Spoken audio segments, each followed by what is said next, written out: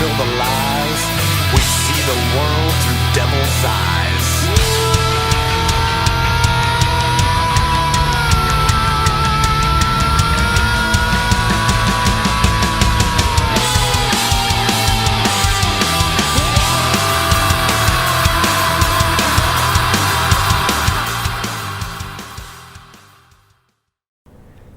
Hello everybody, happy Halloween.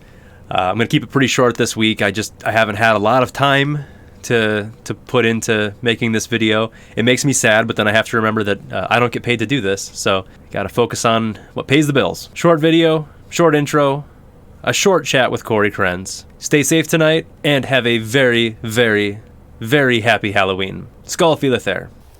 Hello everybody, and welcome to Week 8 of the NFL season.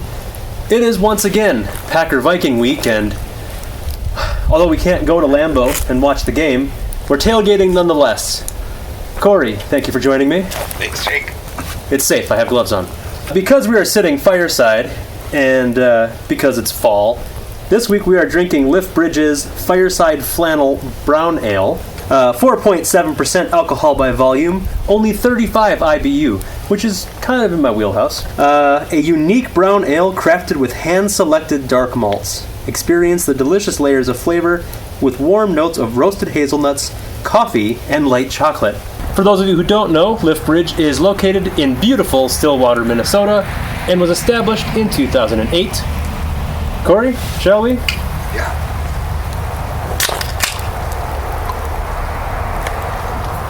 I didn't bring the glasses out. Skål för det. Go back up.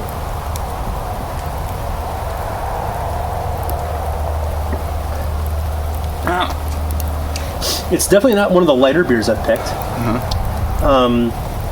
I don't drink a lot of brown ales, but Has like a coffee taste to it. yeah, I'll be honest, I don't know much about like what constitutes a brown ale or how you make a brown ale. I'm assuming it has something to do with like a more roasted malt, but definitely like the chocolate.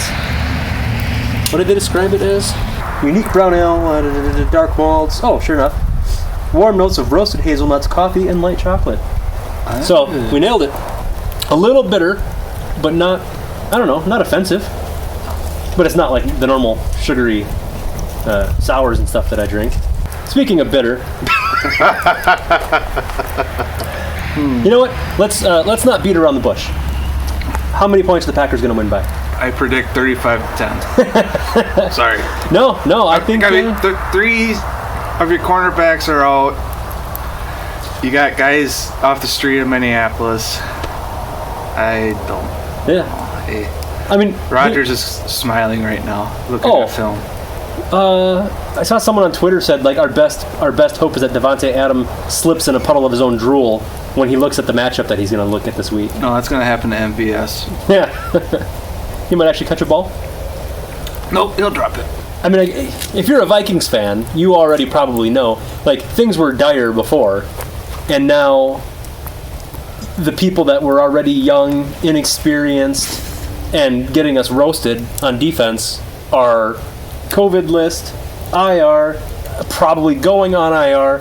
So the people that weren't even good enough to get the job done before are out.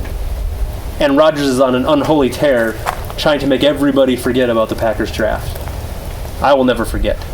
Of course you won't. I don't have much to say about the Vikings. I thought of like a fun segment to do would be Halloween is tomorrow as we're recording this. It's probably going to be today as I'm releasing it. So I thought like a scary stories to tell about your team would be an interesting thing. Like, what's the scariest thing I think could happen to the Vikings? And to me, the flag that I will plant is I don't think the Vikings need to hit the total reset button. What scares me is they make it to the end of the year, like at 3-13, and they fire Zimmer and they fire Spielman and they clean house and they start over and they trade everybody of value away. I don't think they have to do that. Like, the Jets are terrible. The Vikings are just in bad shape, and they lost almost all of their defensive starters, starting from scratch. They don't have an offensive line, but that doesn't mean, like, the Vikings actually have pieces to build around. It's not like there's no hope for the future. it's easy right now to be in despair. I think they have a decent team that they can build off of what they have. That's my scary story is the Vikings decide they have to blow the whole thing up and start over, and I think that's a great way to make us a bad team for like 10 years. No, I think your guys' horror story is Kirk Cousins throwing an interception on the first play of the game to a linebacker. Oh, okay, so for you, things are looking really good if you ignore that debacle in Tampa Bay. Aaron Jones is not going to play this week. Against the Vikings, it doesn't really matter. Jamal Williams will probably have 3 touchdowns. But like really, if Devontae Adams gets hurt, when's Lazard coming back? That surprises me because they said he's done for the year. For now, this week he's back practicing. So it's like core muscle injury. You think that'd be? He had surgery, didn't he? Yeah, right after the New Orleans Saints game. Yeah. So you're thinking, okay, he's out. He can't come back from that after. He's got at least 8 months. Yeah. But maybe it wasn't. Maybe it was a minor. I don't know. I don't know that kind of injury that well. I don't know. They say he could have came back this week, but the way Goot and LaFleur are like with injuries. Because I think it's so far-fetched that the Vikings are even competitive in this game, tell me a scary story about how the Packers lose. Defense mostly because we've got the worst pass rush defense in the NFL. I'm calling out President Smith. I'm being like, where are you? Where was the guy last year? I mean, even at the end of the year last year, he faded off. Like, plus, last week he played 74% of the snaps. Za'Darius was out there 85% of the snaps. What's going on with Preston Smith? Is he injured? Are they not telling us? They got to tell us something if he's hurt. And our middle linebackers, Ty Summers, where are you, man? Barnes, he's doing what he can because he basically got thrown into the role.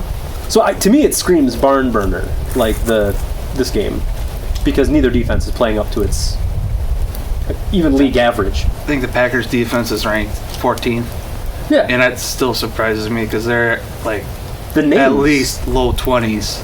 Yeah, I think they're low 20s in quarterback hit rate and quarterback pressure rate, which surprised me. Well, no, they're last in the pressure rate. Are they really? They're dead last.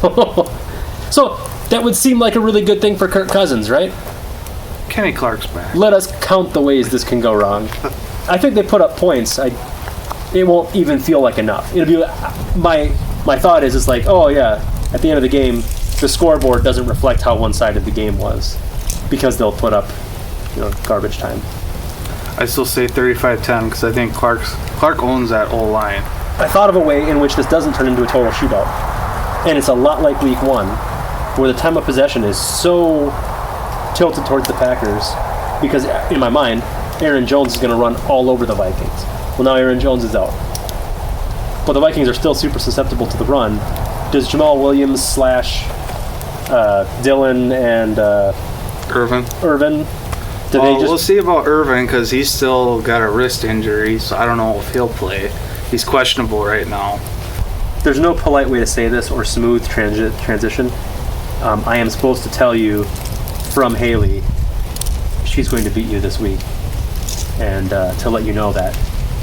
And I said I would tell you that. Do you have anything you want to say to her? Because she watches this, but she refuses to come on. Haley probably, because my team sucks. Nobody wants to make a trade with me because I got 2 of the best backs.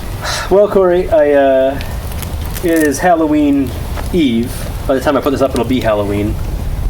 Thank you for joining me. Skull feeleth there. Go, Pack, go.